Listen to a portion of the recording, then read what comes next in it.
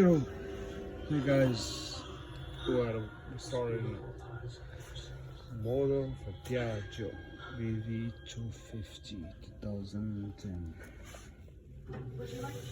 As you can see,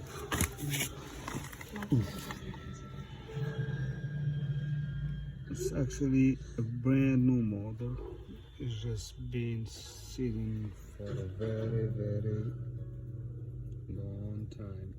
You can see the treads still new. So I'm gonna try some pop cleaner, put some performance stuff on it. Nice tire. Eventually I'll change it. Top of the car on the manifold, fuel injector, all that good stuff.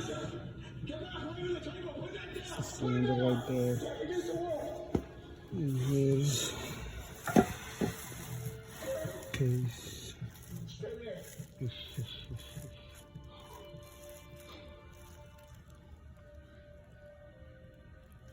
We have a lot of more parts to be cleaned. As you can see, it's pretty clean. This is what I just got on eBay.